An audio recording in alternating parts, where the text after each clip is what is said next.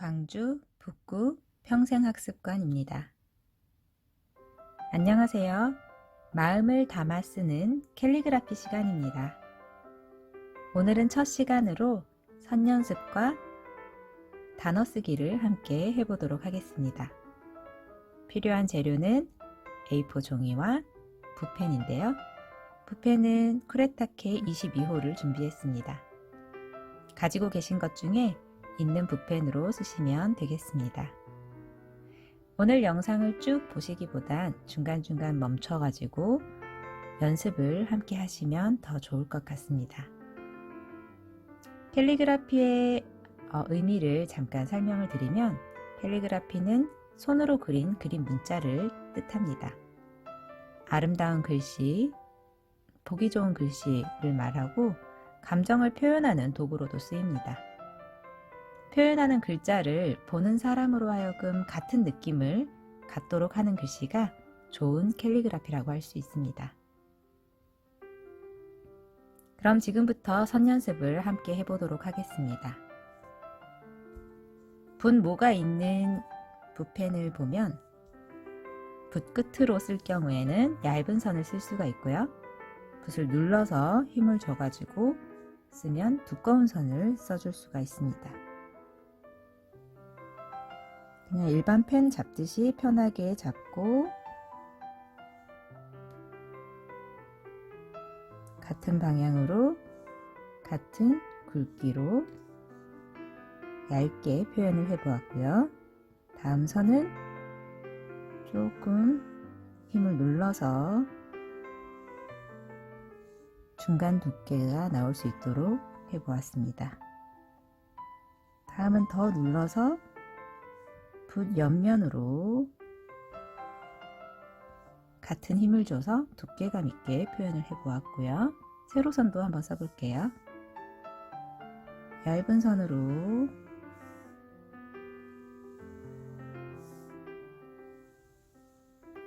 자, 세로선을 쓸 때는 팔이 전체적으로 같이 움직일 수 있도록 해주시면 되겠습니다. 붓펜만 이렇게 움직이면 붓이 흔들릴 수가 있기 때문에 팔 전체가 같이 움직일 수 있도록 해주시고요. 붓을 마찬가지로 더 눌러가지고 이렇게 두께감이 나타날 수 있도록 하시면 되겠습니다. 자, 다음은 처음 시작할 때는 얇게 했다가 갈수록 두꺼워지는 선이 나올 수 있게 끝부분을 눌러주겠습니다. 시작은 얇게, 끝부분은 두껍게. 자, 이런 식으로 표현을 하고, 두꺼운 선이었다가 붓을 들면서 끝부분으로 얇게 나올 수 있게 반대로 표현을 해줄 수도 있겠죠. 자, 다음은 물결 무늬를 한번 표현을 해볼게요. 곡선 연습할 때 필요한 물결 무늬를 붓을 누른 상태에서 왔다 갔다 물결 무늬가 나타날 수 있게 표현을 해주시고, 또 얇은 선으로도 겹쳐서 표현을 해주셔도 되겠습니다. 이런 선 연습은 하고 싶은 모양대로 표현을 하셔도 되니까 다양하게 선 연습을 해보시면 되겠습니다. 자, 다음은 마찬가지로 곡선 연습을 할 건데요. 숫자 8 있죠. 숫자 8 모양을 가운데 부분이 연결이 붙지 않도록 옆에 팔과 계속해서 연결해 가지고 반복을 해주시면 곡선을 많이 연습할 수 있습니다.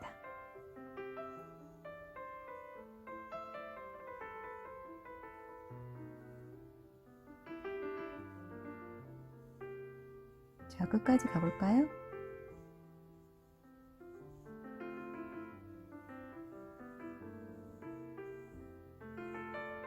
자, 여기까지 곡선 연습을 했고요.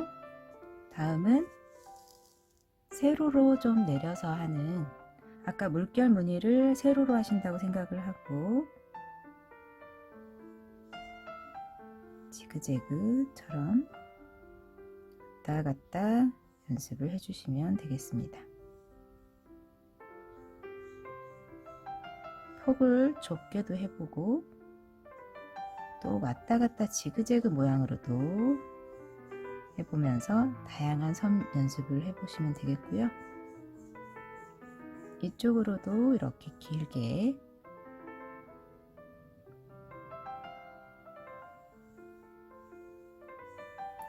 왔다 갔다 이렇게 가득 한 칸을 채워주시면 되겠습니다. 자, 그리고 마지막으로 짧은 선으로 두께감을 조절하는 걸 이쪽 한쪽에다가 해보도록 할게요. 두껍게, 얇게. 이런 선들이 나중에 글씨를 쓸 때도 도움이 되기 때문에 이 짧은 선들을 방향을 바꿔서도 연습을 해주시면 되겠습니다.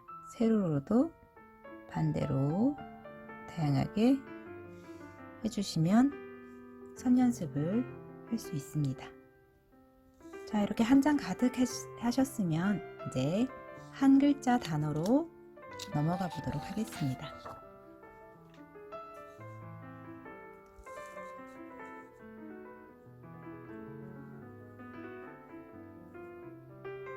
자, 오늘 한 글자는 별이라는 단어를 써볼 건데요.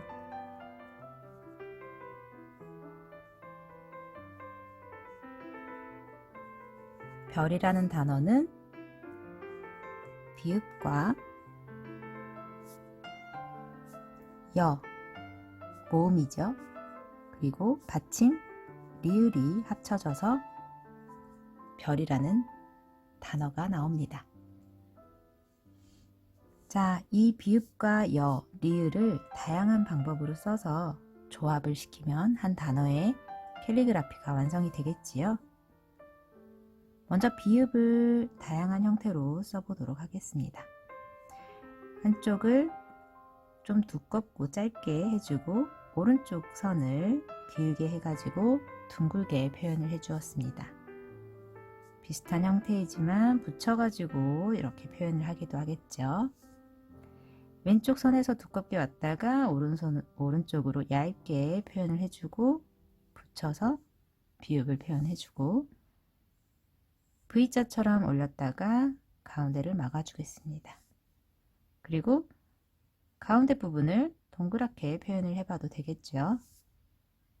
아까와 마찬가지로 V자처럼 하고 옆으로 옆부분이 튀어나올 수 있게도 표현을 해보았습니다. 자, 모음 여자도 표현을 해볼게요.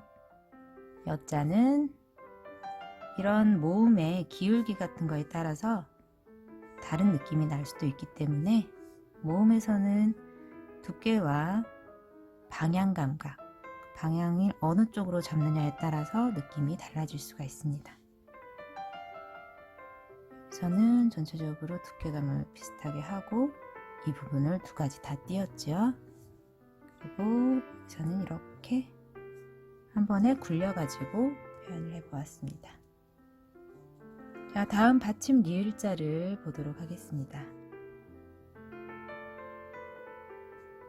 그냥 한글 리을 쓰듯이 똑같은 느낌으로 써보고요. 지그재그 연습했던 것처럼 리을을 연결해서 쓰는 것들, 처음 시작할 때 두껍다가 끝부분에서는 얇게 표현하기,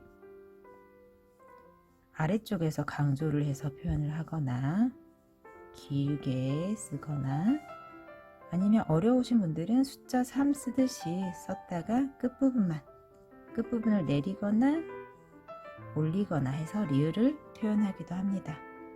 그 외에도 여러 가지 방법들, 또 자신만의 글씨를 만들어서 표현도 할 수 있으니까 다양하게 자음과 모음을 써보시면 좋을 것 같습니다. 그러면 별을 몇 가지 한번 써보도록 할게요.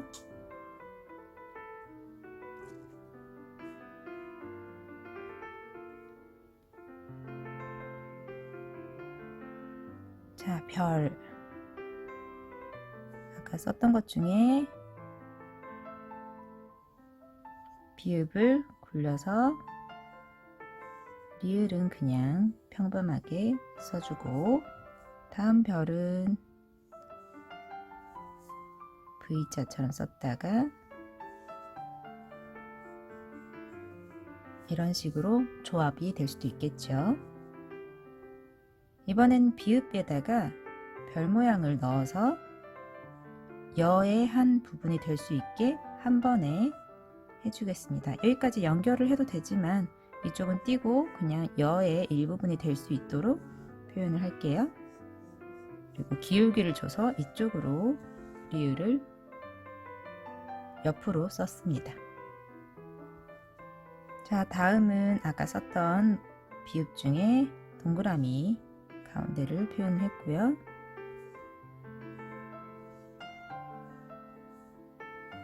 이런 부분을 띄어서도 써볼 수 있다는 거. 캘리그라피는 정해진 규칙 같은 게 있는 게 아니니까 자신만의 느낌을 담아서 써주시면 되겠습니다. 여기도 별과 연결해 가지고 끝부분에 바로 리을에다가 연결해서 별 모양을 넣어 보았고요. 자, 마지막은 세로선만 써주고 가운데다가 별을 집어넣어 보겠습니다.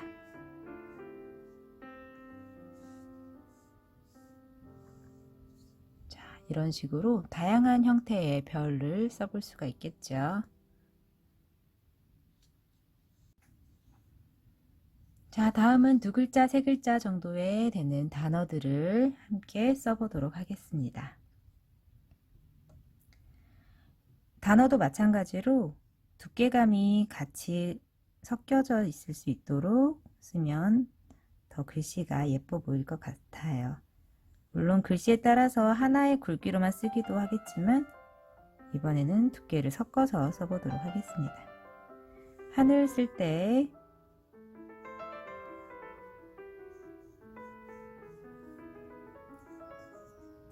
이렇게 두께감이 얇고 두꺼운 게 같이 나타날 수 있도록 써보았고요.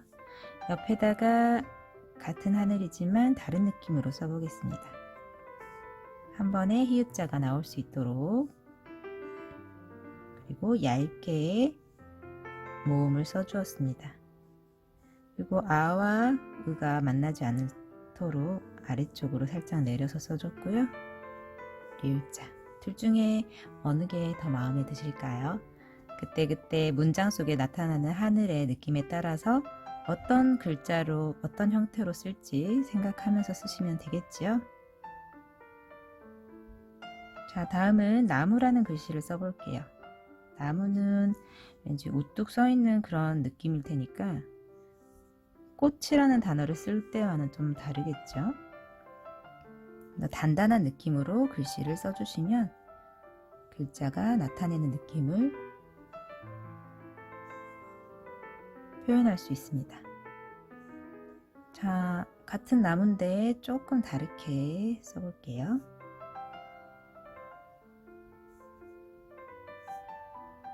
무자를 이 모음에서 살짝 아래쪽으로 내려서 표현을 해주겠습니다.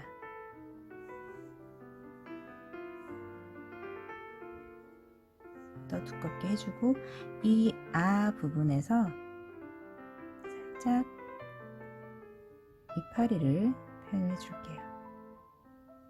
그림과 글씨가 하나가 되어서 나무를 좀 더 잘 표현할 수가 있겠죠. 다음은 구름이라는 글씨를 써보겠습니다. 구름.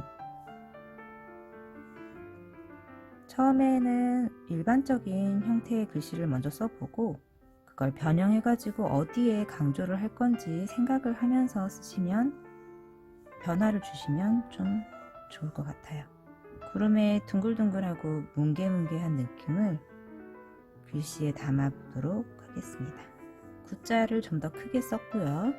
이런데 이제 같이 그림을 살짝만 선으로 표현을 해줘도 괜찮고, 간단하게 이런 구름의 그림을 넣어주셔도 되겠죠. 다음은 솔방울 글씨 써보겠습니다. 시옷을 아래쪽에 모음이 들어가니까 옆으로 많이 벌려줬고요. 자, 글씨 두께를 두껍게 할 때는 이렇게 붓의 옆면을 이용해 가지고 두껍게 표현을 해주면 되겠습니다. 다시 받침은 좀 얇게 돌아왔어요. 그리고 방울은 이응자가 두 개가 같이 나오니까 좀 동글동글한 느낌을 넣어서 솔 방울의 느낌을 귀엽게 표현을 해보았습니다. 자, 다음은 또 솔방울을 다르게 또 써볼 건데요. 두께감을 아까보다는 조금 얇게 해서 비읍자에다가 강조를 해줄 거예요. 좀 다른 느낌의 글씨가 나올 수 있도록.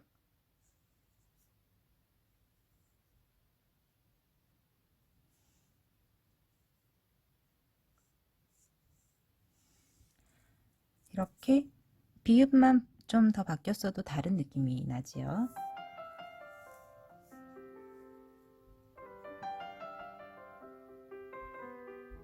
다음은 힘내라는 글씨를 써보겠습니다. 자, 먼저 가로선을 이렇게 얇게 썼어요.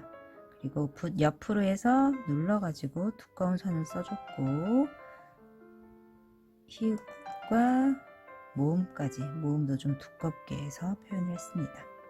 한 글자에서 이렇게 두께감이 크게 날 수 있어도 괜찮은 느낌이니까 다양하게 시도를 해보시면 좋을 것 같아요. 같은 히읗이지만 다른 느낌으로 써보고, 둘 다 힘자가 좀 더 크죠. 강조를 하고 싶었기 때문에 이쪽에다가는 새싹이 있도록 표현을 했습니다. 자, 다음은 생일이라는 단어를 써볼게요.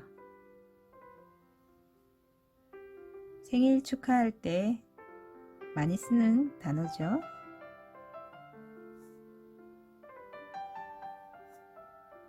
일자를 좀 두껍게 해서 이 모음을 강조를 해줬고요. 위에다가 하트 하나 넣어줄게요.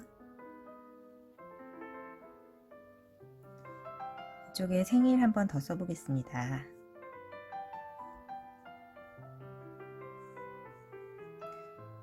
여기서도 일자를 강조할 건데요.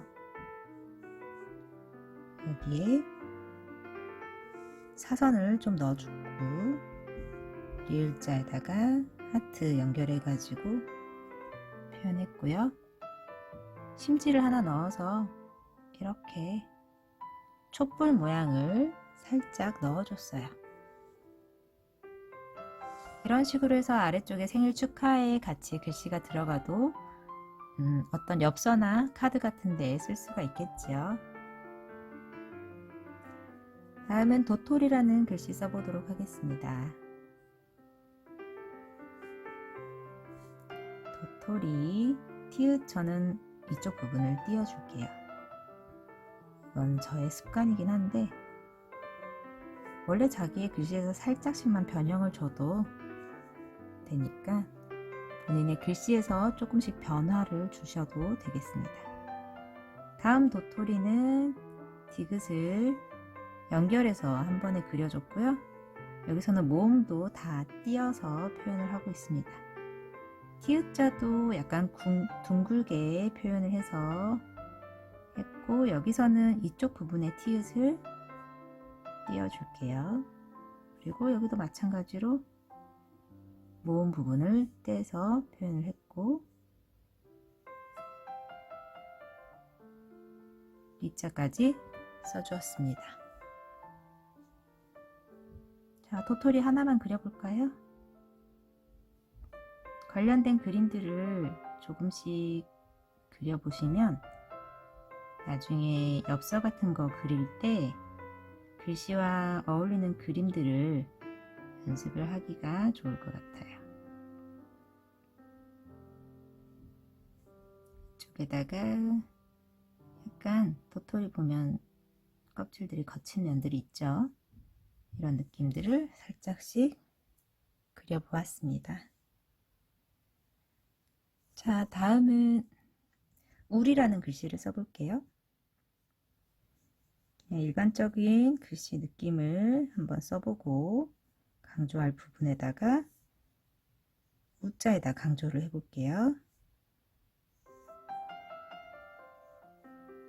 이렇게 연결해 가지고 표현하는 것들, 기울게 한 부분을 강조해서 쓰는 것들을 해보시면 좋을 것 같아요. 자, 다음은 설렘이라는 글씨 써보겠습니다. 좀 딱딱하게 쓸 건데요. 이번에는 그렇지만 뭔가 설레는 기분을 글씨에서 느낄 수 있게 표현을 해볼게요. 이쪽에다가 하트를 그려보았고, 자, 옆에는 어자를 돌려가지고 아래쪽에 리을을 써주고, 같은 리을이지만 기울기를 옆으로 해서, 자, 이렇게 여기는 하트를 채워볼까요? 설렘. 이렇게 두 가지 방법으로 써보았습니다. 자, 오늘은 이렇게 여러 가지 단어를 두 가지씩 방법으로 써봤는데, 시간 있으신 분들은 또 남은 시간 동안 다른 형태의 모양으로 써보시면 더 좋을 것 같습니다. 오늘 단어 쓰기는 여기서 마치도록 하겠습니다. 수고하셨습니다.